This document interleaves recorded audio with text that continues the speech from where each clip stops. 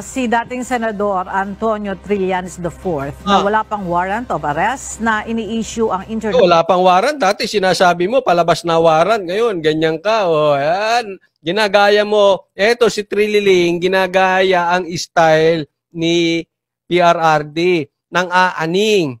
Excuse me po, hindi mo maaning ang Duterte kasi hindi adok. Ang inaaning mo lang, ang pirapraning mo, yung mga aduktus. Ikaw, Brad, hindi ako nagtatanong lang, hindi po kita pinagbibintangan. Sa totoo lang, ano ba tinitake mo? Nagkakatol ka ba? Kasi gusto mo hubaran dati yung anak ng presidente para makita mo testimony. Nasa tato ang testimony. Pambira. So pagka mga tato ang ganyan, bad boy. Pag walang tato, good boy. Meron nga tayong speaker, walang tattoo eh. Oh, good boy? Yung iba nga, may iba pa. Sa ibang bansa ito, hindi dito ha. Sa ibang bansa nga, walang tattoo eh. Pero bangag, presidente. Sa ibang bansa, hindi rito. Oh, wala sa tattoo yun. Ano ba ito? Nagkakatul ka ba, Brad? National Criminal Court o ICC laban kay dating Pangulong Rodrigo Duterte. Sa kanyang post sa social media na X, sinabi ng dating mambabatas na wala pa siyang alam hinggil sa paglalabas ng ICC warrant. Nagpasa rin din ito sa kampo ni dating Pangulong Duterte at sinabing mag-chill lamang at huwag masyadong praning. Kampo pa ni Duterte ang napapraning? Ay sino bang nagpunta ng Davao? Oh, para mag-damage control. 'Di ba? Pati nga Task Force Davao pinuntahan. Ang sabi, binisita lang, pero marami nagsasabi, loyalty check 'yon. Marami pa nga nagsasabi, parang gigibain. Pero nakita, loyal kay Tatay Digong, stop na lang muna. May mga ganong kwentuhan, bagamat di ko alam. Pero teka muna, sino bang napraning? At sino bang madaling mapraning? Oh, di yung bangag. Tatay Digong pa, bangag. Naghahamon nga to sa Luneta. Gusto mo, sumama ka. Kayong tatlo. Si Tatay Digong, isama mo na nga sa hamon to kasi parang nagkakatul eh. Oh, tsaka si Marcos. Tapos ikaw, Trililing, sumama ka na sa Luneta, blood test. Parang ikaw ang praning eh.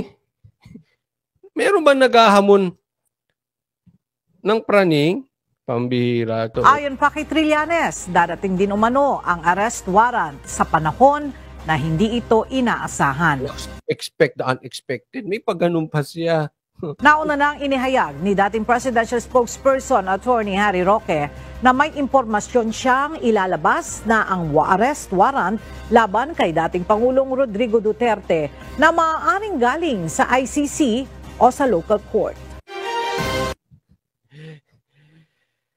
Ay, hibang to si Trililing, ha? Ewan ko, saan na, palagbas natin muna to, kasi yung kanyang picture. Ewan ko, ano masasabi nyo dito kay Trililing? Parang, alam mo, ako inahamon kita, Trililing, takbo kang senador. Kasi ako sisiguraduhin ko, hindi, sigurado pala ako, hindi sisiguraduhin. Baka sabihin may gagawin ako masama. Sigurado ko, hindi ka mananalong senador. Tsamba lang yun. Nabuang mo ang tao eh. Diba? Alam mo, may kasabihan sa boxing, kahit sa UFC, kahit sa basketball, NBA, yung maging champion ka one time, hindi legit. Legit lang ang pagiging champion mo pag naulit mo. Ibig sabihin, hindi tsamba.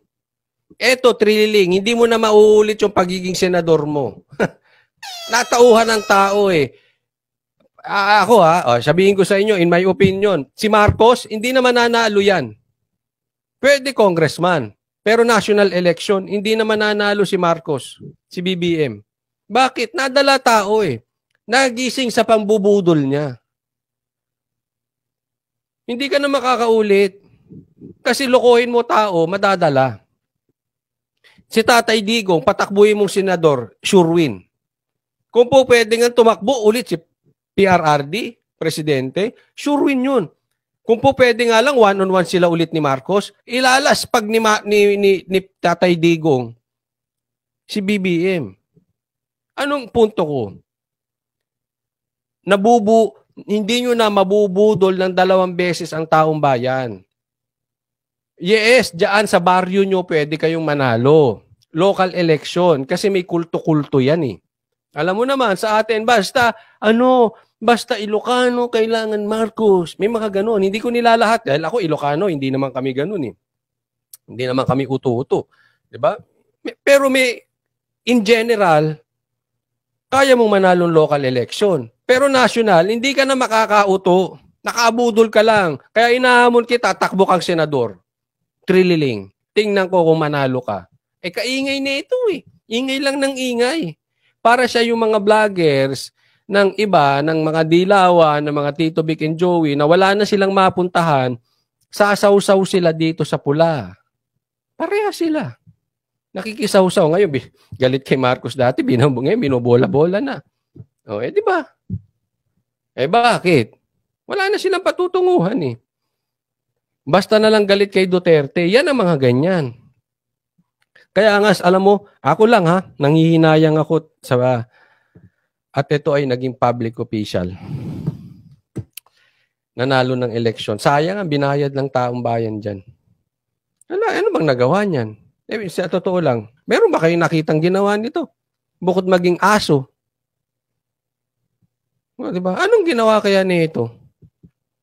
Totoo lang, meron ba itong ginawa?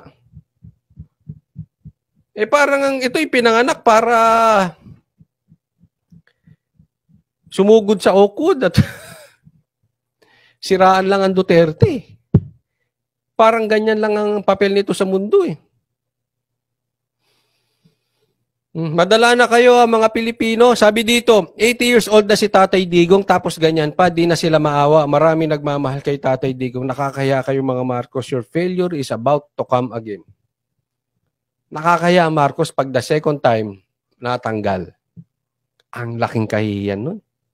Ang laking kahihiyan nun, Marcos. Ewan ko. Dapat si Lisa, ewan ko. Ang success ng isang lalaki ay kadalasan nakasalalay sa isang supportive na asawa. Kaya lang, pag ang asawa mo sabit, ay ewan ko lang. Ewan ko.